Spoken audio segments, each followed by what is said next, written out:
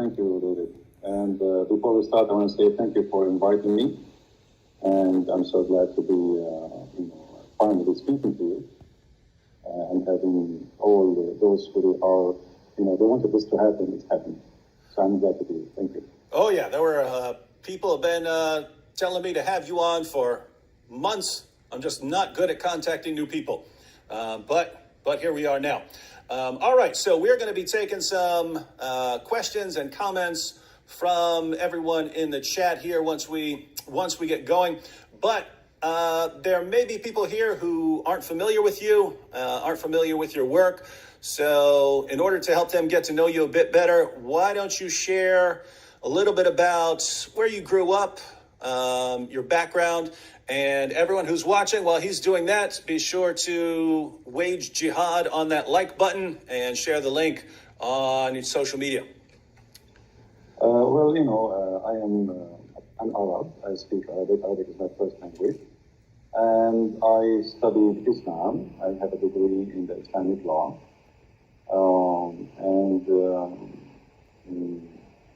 My study is not the reason really I know. The reason I know is because I study hard, so I can answer the Muslims. And I don't know much. I mean, the rest about me is what people know, like I do. Mm-hmm. So you have a degree, you said, in Islamic law? Yes. Why on earth would a Christian want to get a degree in Islamic law? When I was very young, like always, you go to church, nobody wants to talk about Islam. You speak to your friends, nobody wants to talk about Islam. And the Muslims always will challenge us, and there's nobody to answer them. So I decided to study so I can learn really what Islam is about. In the same time, I can take a stand for my belief, and that's what I did exactly, which is actually against the will of my family, because they wanted me to study something useful, not something stupid, Because for them they are Christians, and studying Islam is the waste of time. It's not worth it, and it is, it's not a good thing. And I agree with them, But always good things can happen from bad things.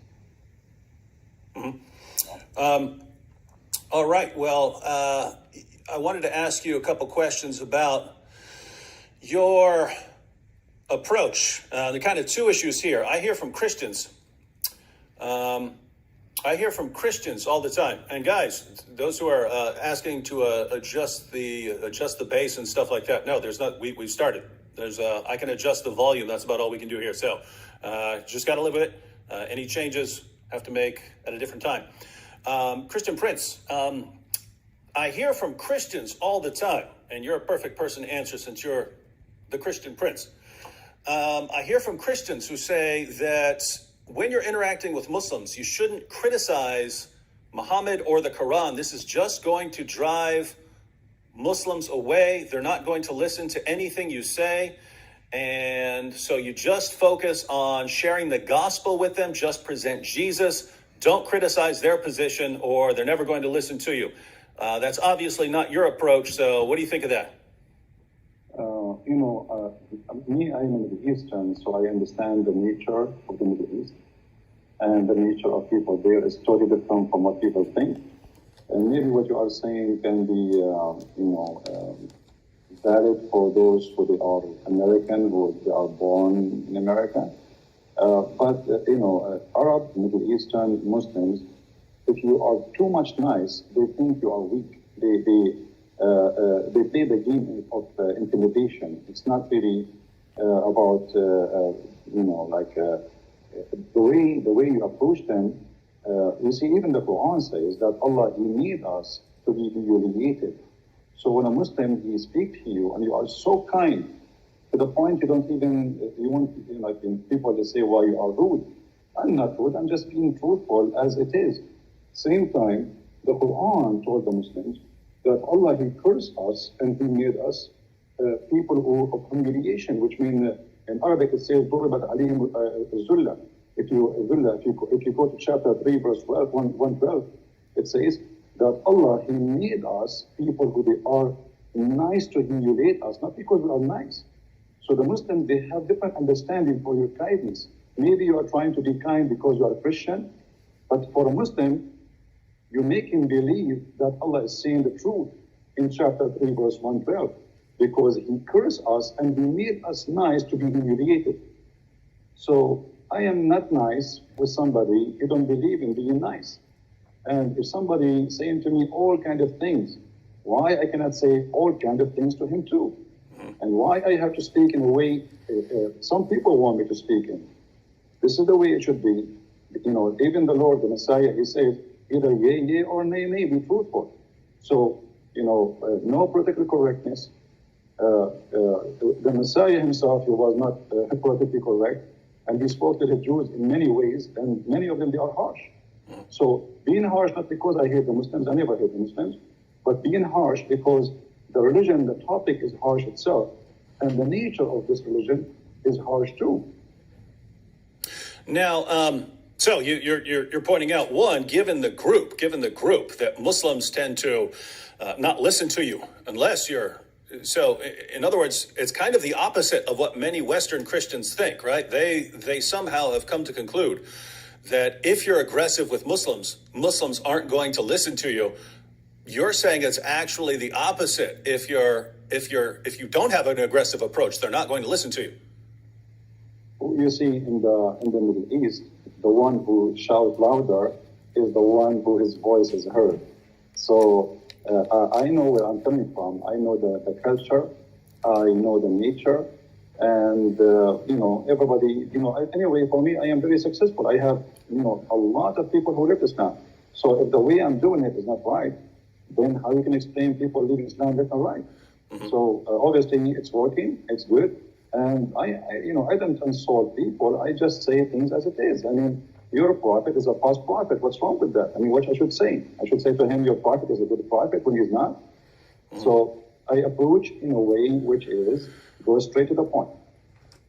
So you've mentioned a couple of times, and people have been pointing out in the chat that lots of Muslims, contrary to what many Christians in the West believe, lots of Muslims do listen to you and they leave Islam, and many of them become Christians. So what kind of results have you seen over the years? Actually, I can say to you... wait. Hey, wow. You just got, your sound got much more clear. All right, that's good. I changed the microphone from my side, actually. Maybe this is what was a switch. Oh, yeah, that's perfectly clear now. Guys, does that sound better? Yeah, there were people, perfectly clear now. All right. All right. You see, I have in the last few months, I don't know how many, I cannot even count how many people left Islam. And, I don't change the way I talk. This is the way I talk. This is the way I mean, even when I speak to Christians, I mean, if somebody, he says something I don't like, I speak, this is how I am. I am not someone else. This is how I am. And who like it, who don't like it, it's up to him. I mean, what I can do. I mean, he don't like it, don't listen to me. Yeah, and I have to say, especially when I think about people in the Middle East, right? Assyrians, the Copts in Egypt, the Christians in Pakistan. When I think what they have gone through historically due to Islam, if the biggest criticism you can say is, guys, you're being too harsh when you're criticizing this ideology that has been oppressing your people for centuries. That's kind of as someone who lives in America, I just don't think it's my place to tell people who come from that sort of background how they should be talking about Islam. You see, David, you did just a few, maybe a month or 6 weeks ago, you debated a guy, his name is Mimi Hijab. And you saw how he was trying all his best just to humiliate and to insult, but not to debate. Yeah. The reason, for him, you are too nice because you are not coming from the same background. For him, humiliation is a way of winning. It's not he wanna make fun, even though he's saying stupid things, even though he said the most stupid things ever, which is against Islam. I mean, he not only he lost the debate, he looked like an idiot in the village. So yet he think by making fun, he is the winner. So this is a culture thing. This is a mentality. This is a mindset. If you don't understand them, you will not even able to go through their mind. They grow this way, and they think if you are kind, that's mean you are weak, and if you are very gentle and you are not rude, that's mean you don't you are afraid. This is how they see it. For me, I am from there. I know how to speak to them. Actually, this is why they don't want to get close to me. Yeah, and it's interesting. For that debate, they made me agree ahead of time that I would be very nice and not be insulting at all, and be very friendly the entire time. And so it seems they understand as well that if you can get the Christian debater to be nice the entire time, and the Muslim to be insulting, yes, there are Westerners who will watch that and think, oh, this, why is this guy being so insulting? But lots of Muslims, boy, they love it. Now, we're going to take some questions here in a minute. I had two questions just on the Arabic, since you're a native Arabic speaker. Not anything specific, but basically here's the idea. The main argument that the Quran gives for its divine inspiration is what I call the argument the argument from literary excellence, meaning that it's just so amazingly written that it has to come from God. But I read the Quran a lot, and I just think it's the most horrible book that I've ever read. I would literally rather read a phone book than read the Quran. I do read the Quran because, I have to interact with Muslims. But if I were just picking something that I want to read, I would actually pick a phone book before I would read the Quran. It's organized horribly. It jumps around from topic to topic. You can't make sense of anything it's saying. I mean, at least a phone book is organized. All these calls for violence and so on. But I'm told by Muslims that this is only because I'm reading it in English.